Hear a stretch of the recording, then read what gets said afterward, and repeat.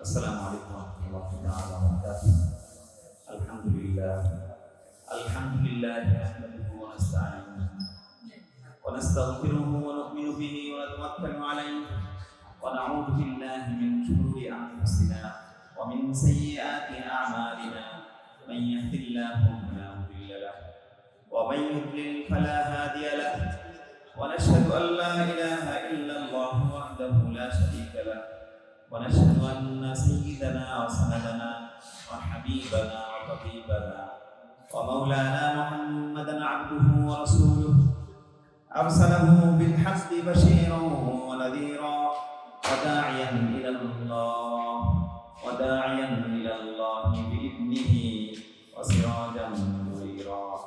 أما بعد فأعوذ بالله من الشيطان الرجيم. بسم الله الرحمن الرحيم. الحمد لله الذي له ما في السماوات وما في الأرض وله الحمد في الآخرة وهو الحكيم الخبير. يعلم ما يلج في الأرض وما يخرج منها وما ينزل من السماء وما يعرج فيها وهو الرحيم الغفور. صدق الله مولانا العظيم وصدق رسوله النبي الكريم ونحن على ذلك من الشاهدين والشاكرين والحمد لله رب العالمين. محترم المعزز مكرم المسلمين الكرام ব্রাদারান ইসলাম যুক্তরাষ্ট্র থেকে আগত বৃন্দ পর্দার আড়ালে মা বোনেরা এবং যারা অনলাইনে পরবর্তীতে দেখবেন সবাইকে শুভেচ্ছা জানাই, প্রীতি জানাই এবং সালাম জানিয়ে আজকের এই তাফসীরুল কোরআন মাহফিল আমরা শুরু করছি। শুরুতে মহান রব্বে কারীমের দরবারে শুকরিয়া জ্ঞাপন করি আল্লাহ তাআলা আপনাকে আমাকে কোরআনের এই মাহফিলে এই ফিতনামসাদের ভেতরে কোরআনের মাহফিলে আসার তৌফিক দিয়েছেন। অন্তরের অন্তঃস্থল সবাই বলি আলহামদুলিল্লাহ। প্রিয় উপস্থিতি, আমরা পবিত্র মাহে রমজানের আগে সূরা আহজাবের তাফসীর শেষ করেছিলাম। এখন আমরা কোরআনে কারিমের 114টি সূরার ভিতরে 34 নম্বর সূরা সূরাতুস সাবা এর তাফসীর শুরু করব। সূরা সাবা শব্দটা হচ্ছে একটি কওম, একটি জাতি, ইয়ামানের একটা জাতির নাম, প্রাচীন এক জাতি আরবের দক্ষিণ দিকে। এই সূরার ভিতরে 54টি আয়াত রয়েছে এবং এই সূরাটি নাজিল হয়েছে মক্কি জিন্দেগি রাসূল আকরাম সাল্লাল্লাহু আলাইহি ওয়াসাল্লামের মক্কায় অবস্থানকালীন মাঝামাঝি সময় নবুয়ত প্রাপ্তির বেশ কিছুদিন পর। এবং প্রথম দিকে সূরাগুলিতে যেমন তাওহীদ এবং রিসালাত এবং আখিরাতের বিষয় থাকে, ঠিক এখানেও আল্লাহর একত্ববাদ, অন্নেস, রাসূল আকরাম সাল্লাল্লাহু আলাইহি ওয়াসাল্লামের রিসালাত এবং পরকালের বিষয়ে, আখিরাতের বিষয়ে আলোচনা করা হয়েছে। আর কোরআনে কারিমের 5টি সূরা শুরু হয়েছে আলহামদুলিল্লাহ। একদম প্রথম সূরা সূরা ফাতিহা আলহামদুলিল্লাহি রাব্বিল আলামিন, দ্বিতীয় সূরা সূরাতুল আনআম, তৃতীয় সূরা সূরাতুল কাহফ, চতুর্থ সূরা সাবা এবং পঞ্চম সূরা ফাতিহা। এই 5টি সূরা আলহামদুলিল্লাহ দিয়ে শুরু হয়েছে। আলহামদুলিল্লাহ অর্থাৎ সমস্ত প্রশংসা আল্লাহর জন্য। আল্লাযী লাহু মা ফিস সামাওয়াতি ওয়া মা ফিল আরদ, আসমান এবং জমিনের সমস্ত কিছু যার সৃষ্টি, যার মালিকানা। এই দুনিয়াতেই শুধু না, ওয়ালাহুল হামদু ফিল আখিরাহ, এবং আখিরাতেও তার জন্যই হামদ থাকবে। দুনিয়াতে আমরা যেমন আল্লাহর হামদ করছি ঈমানদার বান্দারা, পরকাল আখিরাতে যখন মানুষ যাবে, জান্নাতে দাখিল হবে, তখন মুমিনিন বিশ্বাসীরা, ঈমানদাররা বলবে আলহামদুলিল্লাহিল্লাযী হাদানা লিহাযা ওয়া মা কুন্না লিনাহতাদিয়া লাউলা আন হাদানাল্লাহ। সমস্ত প্রশংসাই আল্লাহ, যিনি আমাদেরকে এই জান্নাতের পথ দেখিয়েছেন, জান্নাতের পথে পরিচালিত করেছেন। আর তিনি যদি আমাদের পথ না দেখাইতেন তাহলে আমরা পথ পাইতাম না। এভাবে আখিরাতে পরকালেও আল্লাহর হামদ করবে। ওহুয়াল হাকিমুল খাবীর, আর তিনি প্রজ্ঞাবান, তিনি সব বিষয়ে অবগত। আল্লাহ তাআলার ইলমের কথা, আল্লাহ সুবহানাহু ওয়া তাআলার জ্ঞান এবং প্রজ্ঞার কথা এখানে বলা হচ্ছে। আলাম মা ইয়ালফিল আরদ, জমিনে যা কিছু প্রবেশ করে সেটা আল্লাহ জানেন। আমা ইয়াখরুজু মিনহা, এবং যা জমি থেকে বের হয় সেটাও আল্লাহ জানেন। ওমা ইয়ানজিলু মিনাস সামা, আসমান থেকে যা নাযিল হয়, ওমা ইয়ারুজু ফিহা, আসমানে যা ওঠে সব আল্লাহ জানেন। সুবহানাল্লাহ। জমিনে কি প্রবেশ করে? জমিনে বীজ প্রবেশ করে, ওমা ইয়াখরুজু মিনহা, গাছ বের হয়। কোথায় কোন বীজ প্রবেশ করছে, কখন গাছ হচ্ছে? আসমান থেকে নাজিল হয়, ওয়াহী নাজিল হয়, বৃষ্টি নাজিল হয়। আর ওমা ইয়ারুজু ফিহা, আকাশে ওঠে। আকাশে কি ওঠে? মানুষের আমল ওঠে। ওমর রাহিমুল গফুর, আর তিনি দয়াময় এবং ক্ষমাশীল। আল্লাহ সব জানেন, কে কি কাজ করছে, কে কি চিন্তা করছে, কে কোন আমল করছে, ক্ষুদ্র থেকে বৃহত্তর সবকিছু আল্লাহ জানেন। কিন্তু আল্লাহ সুবহানাহু ওয়া তাআলা জানার পরেও মানুষকে ছাড় দিয়ে রাখেন। কেন? কারণ তিনি রাহিম, তিনি দয়াময়। তিনি জানার সাথে সাথে অ্যাকশন দেন না, বরং মানুষকে অবকাশ দেন, সুযোগ দেন যে মানুষ আল্লাহর পথে ফিরে আসে। وقال الذين كفروا لا تأتينا الساعة, কাফিররা বলে, তো এর অর্থ হচ্ছে আল্লাহ ক্ষমা করছেন, আল্লাহ রহম করছেন, কিন্তু আল্লাহ একেবারে ছেড়ে দিবেন না, পরকাল হবে, আখিরাতে এই সমস্ত কিছু মানুষের কর্মের হিসাব। কিন্তু যারা অবিশ্বাসী তারা কি বলে? লা তা'তিনা সাআ, যে আমাদের কাছে কখনোই কিয়ামত আসবে না, হিসাব নিকাশের কোনো বিষয় বলাই থাকবে না। কুল বালা রাব্বি, এ রাসূল আপনি বলে দিন, অবশ্যই অবশ্যই আমার রবের কসম, লা তা'তিয়ান্নাকুম, তোমাদের কাছে অবশ্যই কিয়ামত আসবে। এই বেঁচে থাকা, এই জীবন, এই জিন্দেগি, এই দুনিয়া যেমন সত্য, এই বেঁচে থাকার পরে মৃত্যু তেমন সত্য, এবং মৃত্যুর পরে, মৃত্যু পরবর্তী জীবন সেটাও সত্য। সেখানে কিয়ামত আছে, হাসর আছে, নাশর আছে, মিজান আছে, ফুলসিরাত আছে, এইসব কিছুই সত্য।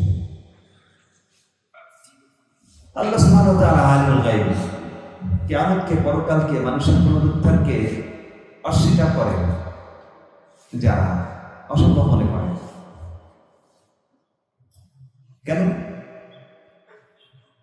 এটা কঠিন মনে করে যে এটা কি করে সম্ভব, মানুষ মৃত্যুবরণ করবে, হাড্ডি কি হয়ে যাবে, অস্থি মজ্জা সবকিছু মাটি হয়ে যাবে, মাটিতে মিশে যাওয়ার পরে কিভাবে হবে? দেখুন বিজ্ঞানের এক একটা আবিষ্কার, যে মোবাইল বানানো কি করে সম্ভব, অনেক কঠিন মনে হয়। এই মোবাইলের এত ফাংশন, এত কিছু, তারপরে এক একটা কঠিন কঠিন বিষয় অনেক কঠিন মনে হয়, কিন্তু এই কঠিনটা সহজ হয়ে যায় যখন এটার জ্ঞান হাসিল করে। মোবাইল বানানোর যদি সমস্ত খুঁটিনাটি জ্ঞান আপনাকে দেওয়া হয়, তখন আপনি বলবেন না এটা খুব সহজ। ঠিক একইভাবে এখানে আল্লাহ বলছেন, আল্লাহর অনেক গুণের ভিতরে ইলমের গুণ আছে, আলিমুল গায়ব, যে আল্লাহ তাআলা তো গায়েবের ইলম রাখেন, সমস্ত বিষয়ের জ্ঞান রাখেন। আল্লাহ তাআলা মানুষকে কিভাবে তৈরি করতে হয়, সৃষ্টি করতে হয়, মানুষের ভিতরে আত্মা দিতে হয়, এই খুঁটিনাটি সব জ্ঞান আল্লাহর আছে কি নাই? আল্লাহর কাছে যেহেতু সব জ্ঞান আছে, সমস্ত জ্ঞানের অধিকারী তিনি, তো তার জন্য কোনো ব্যাপারই না, তার কাছে এটা কোনো কঠিন কিছু নয়। কেমন জ্ঞান আল্লাহর ব্যাপ্তি, লা ইয়াসুবু আনহু মিসকালু যাররাতিন ফিস সামাওয়াতি ওয়ালা ফিল আরদ, আসমান জমিনের বিন্দু যাররা পরিমাণ কোনো কিছুই তার কাছে অস্পষ্ট না, সমস্ত জ্ঞান তার কাছে হাজির। ওয়ালা আসগারু মিন যালিক ওয়ালা আকবার, এর চেয়ে ক্ষুদ্র, এর চেয়ে বৃহৎ কোনো বিষয় আল্লাহর কাছে অস্পষ্ট নয়। ইল্লা ফি কিতাবিন মুবিন, সব কিছু আল্লাহ সুস্পষ্ট গ্রন্থে লিখেও রেখেছেন, লাওহে মাহফুজে। তাহলে কিয়ামত যে হবে, মানে পুনরুত্থান, এটা আল্লাহর জন্য সম্ভব, যেহেতু এর জ্ঞান আল্লাহর কাছে। আর পুনরুত্থানের উদ্দেশ্যটা কি? নতুন করে আবার উত্থিত হবে কেন মানুষ? মানুষকে মৃত্যুর পরে শেষ না করে, নিঃশেষ না করে, বিলুপ্ত না করে, বিলীন না করে, খতম না করে আবার আল্লাহ মানুষকে উঠাবেন কেন? সেটা বলে দিচ্ছেন, লিয়াজজিয়াল্লাযীনা আমানু ওয়া আমিলুস সালিহাত, যারা ঈমানের পথে ছিল, যারা ভালো কাজ করেছে, আমলে সালেহ করেছে, নেক আমল করেছে, আল্লাহর পথে চলেছে, ইসলামের হুকুম মেনেছে, আল্লাহ যেন তাদেরকে উত্তম প্রতিদান দেন। কারণ ঈমানের এবং আমলে সালেহের প্রতিদান এই দুনিয়াতে দেওয়া সম্ভব না। আল্লাহ দুনিয়াতেও দেন, ঈমানের সাথে থাকলে, আমলে সালেহের সাথে থাকলে, কোরআনের সঙ্গে থাকলে, আল্লাহর হুকুম নবীজির তরিকায় চললে জীবনে শান্তি আসে, মনে প্রশান্তি আসে। কিন্তু এটাই সমস্ত কিছু না। আল্লাহ তো এর চাইতে আরো বেশি দিতে চান, এর অনিঃশেষ প্রতিদান আল্লাহ দিতে চান, সেটাই দুনিয়াতে সম্ভব না। আখিরাতের জান্নাতের আনন্দ খুশি এত বেশি, দুনিয়াতেও দেখবেন অনেক বেশি খুশিতে মানুষ সাক্ষর করে, অনেক বেশি আনন্দে, মানে এত সীমিত সক্ষমতা মানুষকে দেওয়া হয়েছে, যত মজার খাবার দেওয়া হোক সেটা খুব সামান্যই খাওয়া। একজন মানুষ আর কয়েক কেজি চালের ভাত খেতে পারে, কিন্তু আল্লাহ তাআলা আখিরাতে জান্নাতে এত বেশি সক্ষমতা দিবেন যে একসঙ্গে 70,000 প্লেট আপনি খেতে পারবেন। মানে প্রত্যেকটা নিয়ামত ধারণ করার মতো সক্ষমতা আল্লাহ তাআলা দিবেন। এই জন্যই প্রয়োজন আখিরাতের এবং পরকালের। আল্লাহ বলছেন যাতে আল্লাহ তাআলা ঈমানদারদেরকে প্রতিদান দেন, উলাইকা লাহুম মাগফিরাতুন, তাদের জন্য সেখানে ক্ষমা রয়েছে, ওয়া রিজকুন কারীম, এবং সম্মানজনক রিজিক রয়েছে। এটা ঈমানদারদের কথা, ওয়াল্লাযীনা সাআউ ফি আয়াতিনা মুআজিজিনা। আর যারা দুনিয়াতে ইসলামের বিরুদ্ধে চলেছে, আল্লাহর হুকুমকে লঙ্ঘন করার চেষ্টা করেছে, আল্লাহর আয়াতসমূহকে কি করতে বাতিল করতে চেয়েছে, উলাইকা লাহুম আযাবুম মিন রিজকিন আলীম, তাদের জন্য মর্মন্তুদ যন্ত্রণাদায়ক শাস্তি অপেক্ষা করছে।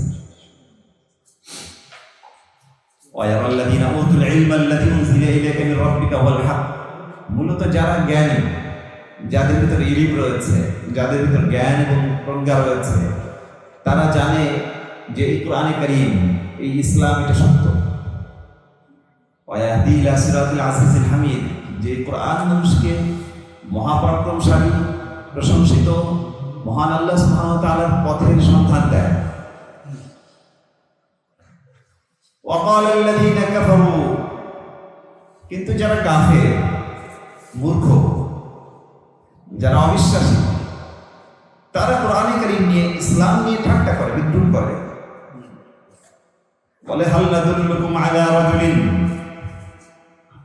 আমরা কি তোমাদেরকে বলে দিব এমন এক ব্যক্তির কথা, ইউনাব্বিউকুম, তোমাদেরকে এই সংবাদ দিবে, দেয়, ইযা মুযিকতুম, যখন চূর্ণ বিচূর্ণ হয়ে যাবে, মাটির সঙ্গে মিশে যাবে, ছাই হয়ে যাবে, মরে যাবে, ইন্নাকুম লাফি খালকিন জাদীদ, তোমাদেরকে আবার নতুন করে সৃষ্টি করা হবে।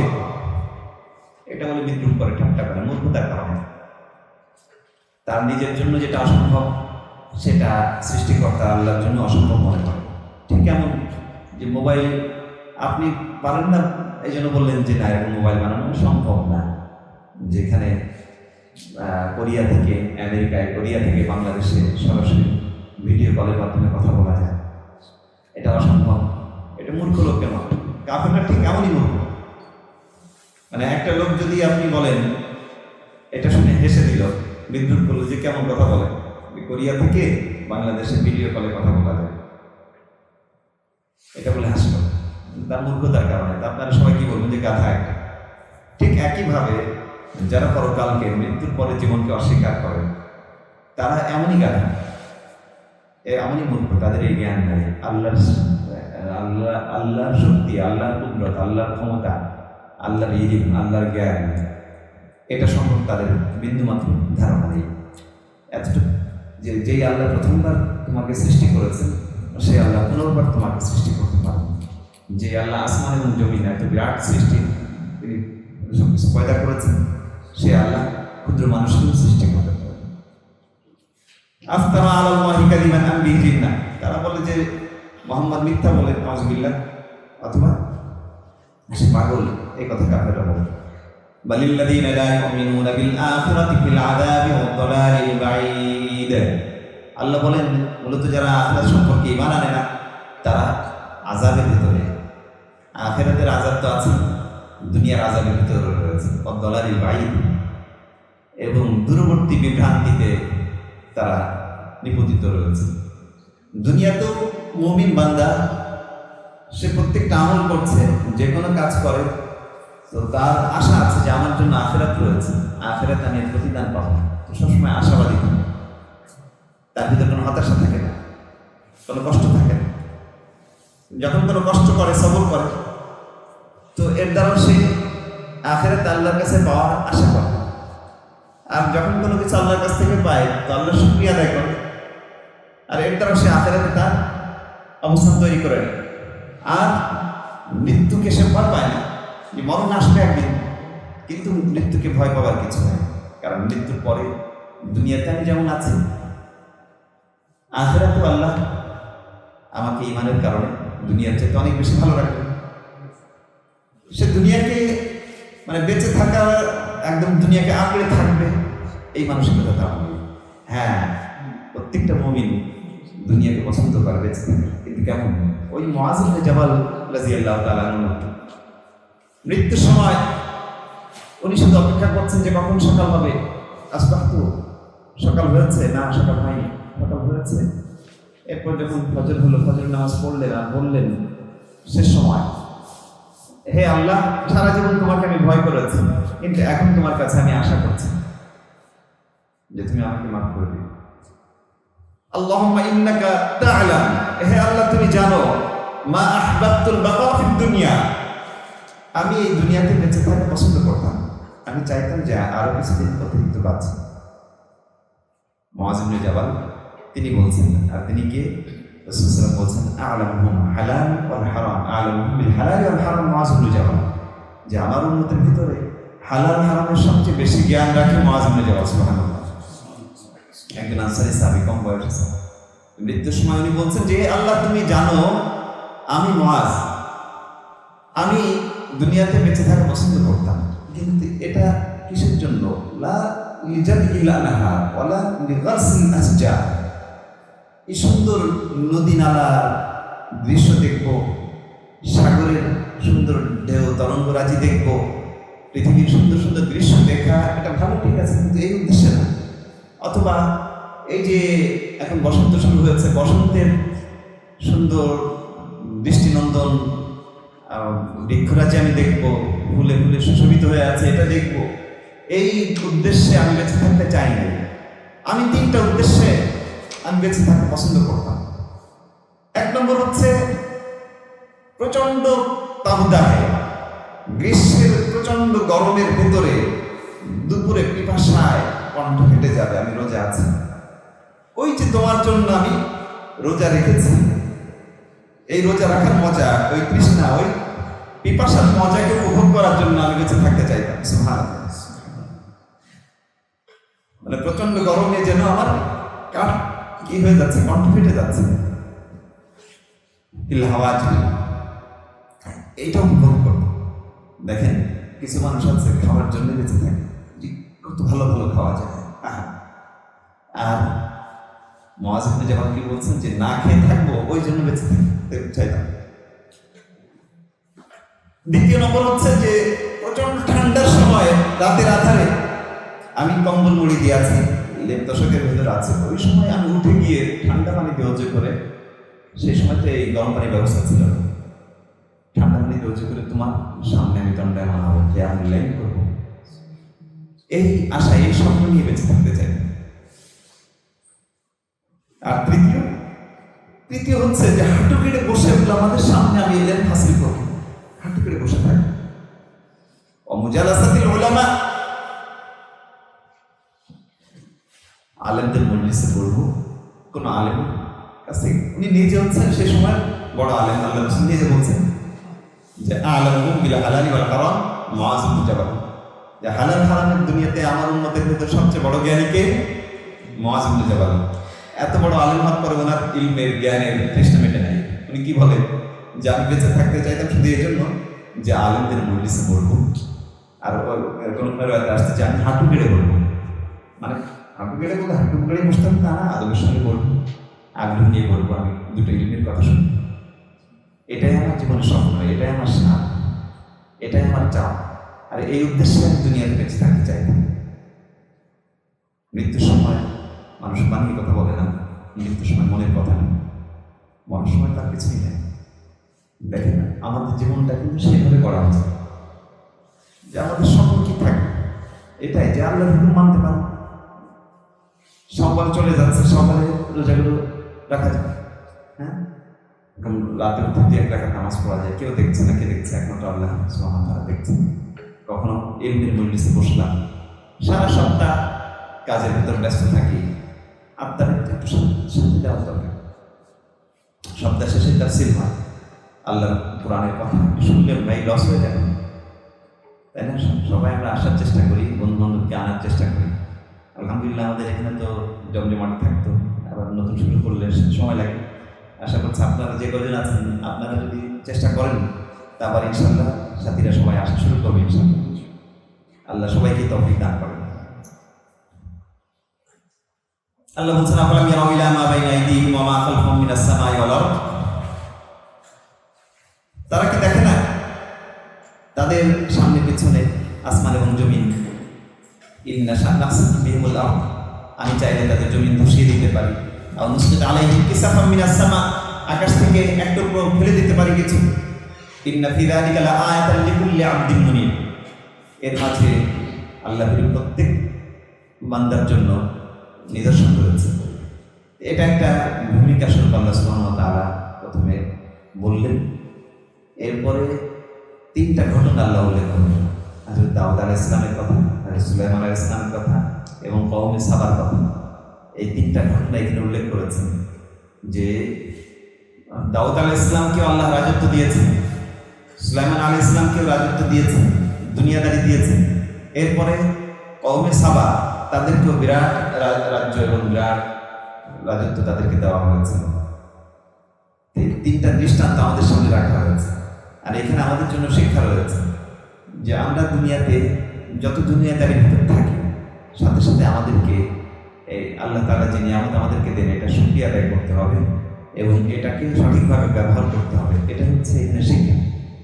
আরবে যখন নাজিল হয়েছে সূরা, এটা ভবিষ্যতে যে একটা মুসলমানদের নিজস্ব সভ্যতা গড়ে উঠবে সেই দিকে ইঙ্গিত ছিল। আরবদেরকে আমরা জানি যারা উম্মি, এরা বেদুইন, কিন্তু আরব এক বিরাট ভূখণ্ড। এর বিভিন্ন অংশে ইতিহাসে বিভিন্ন সময় বড় সভ্যতা গড়ে উঠেছে। যেমন কওমে সাবা, যা প্রাচীনকালে আরবে একটা বিরাট সভ্যতা, বিরাট সাম্রাজ্য গড়ে উঠেছিল, সেই ইতিহাসে এখানে আছে। এবং এখানে দাউদ এবং সুলাইমান আলাইহিস সালামের ঘটনা আছে। ওনারা ছিলেন উত্তরে, আরবের থেকে উত্তর দিকে প্যালেস্টাইন, আর কওমে সাবা এরা ছিল আরবের একদম দক্ষিণ প্রান্তে ইয়ামানে। এবং এই উত্তর এবং দক্ষিণের সংযোগ ঘটেছিল সুলাইমান আলাইহিস সালামের সময়। তার যে বিমানের মতো, জাহাজের মতো, বড় জাহাজের মতো আল্লাহ তাআলার পক্ষ থেকে বিশেষ ধরনের যান আল্লাহ তাআলা তাকে দিয়েছিলেন এবং উত্তর থেকে দক্ষিণে আসতে পারতেন। হুদহুদ পাখি সে দক্ষিণে এসেছিল এবং সেই সময় সাবার যে রানী ছিলেন বিলকিস, সেই ইতিহাসে সূরা নামালে চলে গেছে। এটা একটা সংযোগ। যখন আমরা প্যালেস্টাইনের কথা বলছি, যেখানে দাউদ আলাইহিস সালাম এবং সুলাইমান আলাইহিস সালাম ছিলেন, তাদের আল্লাহ তাআলা বিরাট রাজত্ব দিয়েছিলেন। তো আজকে ফিলিস্তিনকে আমরা সামনে দেখতে পাচ্ছি, আর আমাদের দেশে আলহামদুলিল্লাহ সব মত এবং পথের মানুষ, মুসলিমরা আজকে উম্মাহ এক হয়েছে, এক মঞ্চে জমায়েত হয়েছে। এটা আমাদের মনকে কত বড় করে দেয়। আমরা চাই যে আমাদের দেশে সব দলমতের মানুষ এভাবে সবসময় একতাবদ্ধ থাকুক, ঠিক কিনা? ইনশাআল্লাহ। এবং আমরা এখানেও যারা থাকি, আমরা সবাই সবসময় একতাবদ্ধভাবে থাকি। আমরা দেখি যে আসলে ঐক্যের একটা শক্তি আছে এবং প্রশান্তি আছে। ইন্না উম্মাতাকুম হাযিহি উম্মাতুন ওয়াহিদা ওয়া আনা রাব্বুকুম ফা'বুদুন। আল্লাহ সুবহানাহু ওয়া তাআলা এটা বলছেন যে দেখো এই সকল উম্মাহ, এটা এক উম্মাহ, এক আদম এবং এক হাওয়া থেকে তারা এসেছে। ওয়া আনা রাব্বুকুম, আমি তোমাদের রব। সুতরাং তোমরা একতাবদ্ধ থাকো এবং এক খোদার ইবাদত করো। সুবহানাল্লাহ। রাসূল আকরাম সাল্লাল্লাহু আলাইহি ওয়াসাল্লাম বলেন যে লা তাহাসাদু ওয়া লা তাদাবারু ওয়া লা তাবাগাদু ওয়া কুনু ইবাদাল্লাহি ইখওয়ান। তোমরা পরস্পর হিংসা বিদ্বেষ করো না, তোমরা পরস্পর দুশমনি করো না, পরস্পর শত্রুতা করো না, বরং একে অপরের ভাই হয়ে যাও। হে ইবাদাল্লাহ, হে আল্লাহর বান্দারা, আল্লাহ সুবহানাহু ওয়া তাআলা আমাদের সবাইকে তৌফিক দান করেন। তো এখানে দাউদ আলাইহিস সালামের কথা উল্লেখ করা হচ্ছে, ওয়ালাকাদ আতাইনা দাউদা, অনেক নিয়ামতের ভিতর থাকলে প্রযুক্তির ভেতরে থাকলে, অনেক সম্পদশালিতার ভেতরে থাকলে, বিত্ত বৈভব হলেই মানুষ কেমন হয়ে যায়, বেয়াড়া হয়ে যায়। কিন্তু বেয়াড়া হওয়ার দরকার নেই তো। আপনি টাকা পয়সা আছে, সম্পদ আছে, এর ভিতরে আল্লাহর ইবাদত করতে পারেন। এই শিক্ষা এখানে পাওয়া যায়। দেখেন দাউদ আলাইহিস সালাম একজন পয়গম্বর, তিনি কি ছিলেন? বাদশা ছিলেন। তখন কেমন বাদশা, কেমন বাদশাহী? আপনার কাছে কি আছে? দুনিয়ায় দেখি কিছু মানুষ কিছু টাকা পয়সা হওয়ার কারণে, কিছু বৃত্ত হওয়ার কারণে, অর্থকড়ি হওয়ার কারণে, ব্যবসা বাণিজ্য হওয়ার কারণে অহংকারে, দম্ভ, চরম মূর্খতা। কিসের দম্ভ? কতটুকু টাকার মালিক হয়েছে দেখেন। দাউদকে কেমন রাজত্ব আল্লাহ দিয়েছেন, কেমন ক্ষমতা দিয়েছেন, কেমন সম্পদ দিয়েছেন। উনি তো অহংকার করেন নাই। লাকাদ আতাইনা দাউদা মিন্না ফাদলা। আল্লাহ বলছেন যে দাউদকে আমার পক্ষ থেকে কে দিয়েছি? অনুগ্রহ দিয়েছি। কেমন অনুগ্রহ? যে দাউদ যখন জাবুর থেকে তেলাওয়াত করতেন, জাবুর থেকে যখন দাউদ তেলাওয়াত করতেন, সাথে সাথে পাহাড় তার সঙ্গে সঙ্গে সুর মিলিয়ে তেলাওয়াত করত সুবহানাল্লাহ। ইয়া জিবালু আব্বিবি মাহু। এবং আকাশের পাখিগুলো সব দলে দলে চলে আসতো, এবং তারাও কি করত? দাউদের সঙ্গে সুর দিয়ে জাবুর তেলাওয়াত করত। এবং সমুদ্রের মাছগুলো তীরে চলে আসতো তার তেলাওয়াত শুনতে। আল্লাহ তাকে কি কণ্ঠ দিয়েছিলেন? জাবুরের ভিতর অধিকাংশ ছিল প্রার্থনা, মুনাজাত। এই মুনাজাতগুলি তিনি সুর দিয়ে উচ্চারণ করতেন, আর সাথে সাথে সমস্ত মাছ চলে আসতো তার তেলাওয়াত শুনতে। পাখিরা তার সঙ্গে তাল দিয়ে সুর মিলিয়ে সেই জাবুর পাঠ করত। আর পাহাড়গুলি জড় পদার্থ, যাদের মুখে কোনো ভাষা নাই, এই জড় পদার্থ তারাও তার সঙ্গে সঙ্গে গুনগুনিয়ে সে গাইত। ও আলাদনা লাহুল হাদিদ। শুধু যে কণ্ঠের জাদু ছিল, জাদুকরিতা, তাই না, তিনি তার জন্য আমি লোহাগুলিকে মোমের মতো নরম বানিয়ে দিয়েছি। তো লোহা দিয়ে তিনি বিভিন্ন কিছু তৈরি করতেন। আনি আমাল সাবিগাতিন, বর্ম তৈরি করতেন। ওয়াকাদ্দির ফিসাদ, মন মতো তিনি বর্ম তৈরি করতেন, অস্ত্র তৈরি করতেন, এবং প্রয়োজনের সামগ্রী তৈরি করতেন। ও আমালু সালিহা, এই সমস্ত করো এবং নেক আমল করো। ইন্নী বিমা তা'মালুনা বাসীর। তোমরা যা করছো আল্লাহ বলছেন আমি সব দেখছি। এই হলো দাউদ আলাইহিস সালামের কথা। ওয়ালি সুলাইমান আর-রিহ, আর সুলাইমানের জন্য আমি বাতাসকে তার নিয়ন্ত্রণ করে দিয়েছিলাম। দেখেন এখন বিজ্ঞানের কত উৎকর্ষ ঘটেছে, কিন্তু এখনো বাতাসকে নিয়ন্ত্রণ করা তো হয়নি। সুলাইমান যদি বলতেন যে আমাকে তুমি এখন অমুক জায়গায় নিয়ে যাও, বাতাস তাকে সেখানে নিয়ে যেত। উদুভাষা সকালবেলায় তিনি 1 মাসের পথ অতিক্রম করতেন। পরবার ভাষা সন্ধ্যায় আরেক মাসের পথ অতিক্রম করতেন। 1 মাসের পথ অতিক্রম করে ইয়ামান থেকে আবার 1 মাসের পথ অতিক্রম করে প্যালেস্টাইন চলে আসতেন। ওয়াসালনা লাহু আইনাল কিতর, এবং পিতল, তারপরে ধাতু, এইগুলি আমি তার জন্য মরণ করে দিয়েছি। আমিনাল জিন্নি। এরপরে শুধু এই না, দেখেন মানে মানুষ জাতি আবার এই দুনিয়াতেই ভিন্ন ডাইমেনশনে জিন জাতি আছে, জিনদেরকেও তার অনুমতি করে দিয়েছে। এখন আধুনিক সময়ে এলিয়েনদেরকে খোঁজার চেষ্টা করছে, ভিন্ন বুদ্ধিমান প্রাণীদেরকে খোঁজার চেষ্টা করছে ভিন গ্রহে। এটা হযরত সুলাইমান আলাইহিস সালামকে আল্লাহ সেই সময় দিয়ে দিয়েছে। মাইয়া'মালু বাইনা ইয়াদাইহি, সুলাইমান আলাইহিস সালামের সামনে তারা কাজ করে বিইذনি রাব্বিহি, তার রবের হুকুমে। ওয়া ইয়াযিগ মিনহুম, আর তাদেরকে সুলাইমানের নিয়ন্ত্রণ করে দিয়েছিলাম, যদি কথা না শুনতো তাদেরকে তিনি শাস্তি দিতে পারতেন। ইয়া'মালুনা লাহু মা ইয়াশা, বড় বড় মেহরাব, বড় বড় ভাস্কর্য, ওয়াজিফান এবং পাত্র, আরো হান্ডি, ডেকচি কি করতে পারতেন তিনি, তারা তৈরি করতেন। আর আল্লাহ বলছেন ই'মালু আলা দাউদা শুকরা, হে দাউদের পরিবার তোমরা শুকরিয়া আদায় করো। ওয়া কালিলুম মিন ইবাদিয়াশ শাকুর, আমার বান্দাদের ভিতরে খুব কম মানুষই শুকরিয়া আদায় করে। ফালাম্মা কাদাইনা আলাইহিল মাউত, সুলাইমান আলাইহিস সালামের মৃত্যু যখন এসে গেল, তিনি বাইতুল মাকদিস নির্মাণ করছিলেন, মসজিদুল আকসা, আল আকসা নির্মাণ করছিলেন। এই সময় আজরাইল এসে গেল, মৃত্যুক্ষণ এসে গেল। সুলাইমান আলাইহিস সালাম আল্লাহকে দোয়া করলেন, হে আল্লাহ, আমি বাইতুল মাকদিস আল মসজিদুল আকসা নির্মাণের আমি শুরু করেছি, এটা সম্পন্ন যেন করতে পারি। হ্যাঁ, এর জন্য আমাকে এই করুন, এই জিন্নাত দিয়ে আমি কাজ করাচ্ছি, আমি মারা গেছি এটা বুঝলে এই কাজ সব ফিরে যাবে।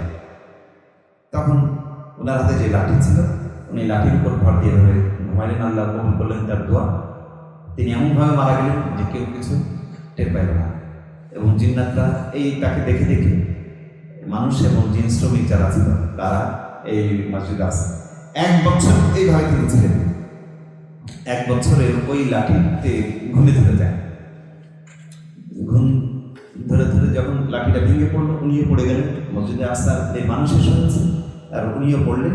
জিন্নাতরা তখন বুঝতে পারলো যে উনি অনেক আগেই মারা গেছেন।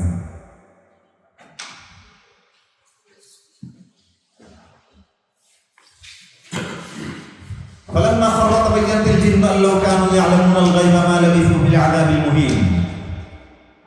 তো যখন তিনি পড়ে গেলেন তখন জিন্নাতরা বুঝতে পারলো যে তাদের কার ধারণা ছিল, তাদের যেহেতু অনেক সক্ষমতা আল্লাহ দিয়েছেন যে তারা গায়েব জানে, এমন দাবি করত যে না তারা গায়েব জানে না, তারা চোখের সামনে এই সামান্য বিষয় জানতে পারে না, বুঝতে পারে না। হ্যাঁ, তো তারা যদি এটা গায়েব জানতো তাহলে তারা এই কষ্টের ভিতরে তারা থাকতো না। তো আজকে আমরা এই সংক্ষিপ্ত 14টি আয়াতের তর্জমা পড়লাম। এর আরও কিছু তাফসীর আছে, সামনে মোট 54টি আয়াত আরও যা আছে ইনশাআল্লাহ সামনে সামনে আমরা এটা শেষ করার চেষ্টা করব। পুরো সূরা সাবার খুলাসা সারমর্ম এটা আমরা আলোচনা করার চেষ্টা করবো। আজকে প্রথম পর্ব শেষ হলো এবং এই পুরো বিষয়ে আমরা যে বিষয়টি পাইলাম এই সামান্য কয়েকটি আয়াতে, সেটা হচ্ছে এখানে আল্লাহ সুবহানাহু ওয়া তাআলা আখিরাতের বিষয়টি আলোচনা করেছেন এবং আখিরাতকে সামনে রেখে আমাদের দুনিয়ার জীবনটাকে সাজাতে হবে, ঢেলে সাজাতে হবে। এবং দুনিয়ার জীবনটা আমাদের কীভাবে ইসলামের যে গাইডেন্স আছে, আল্লাহর যে নির্দেশনা রয়েছে, আল্লাহর যে হেদায়েত রয়েছে সেই অনুসারে আমাদের চালাতে হবে। শুকরিয়া আদায় করার কথা বলা হয়েছে। আর শুকরিয়ার তার উদ্দেশ্যই হচ্ছে যে আল্লাহর হুকুমগুলি মেনে চলা। আল্লাহ সুবহানাহু ওয়া তাআলা যে বিধান আমাদের দিয়েছেন আমাদের সেই বিধানগুলি মেনে চলা এবং আমাদের দুনিয়া এবং আখিরাতের কল্যাণের জন্য, কামিয়াবির জন্যই আমাদের আল্লাহর হুকুমকে মানতে হবে। আল্লাহ সুবহানাহু ওয়া তাআলা আমাদের সবাইকে তৌফিক দান করেন। আমিন। আলহামদুলিল্লাহ রাব্বিল আলামিন।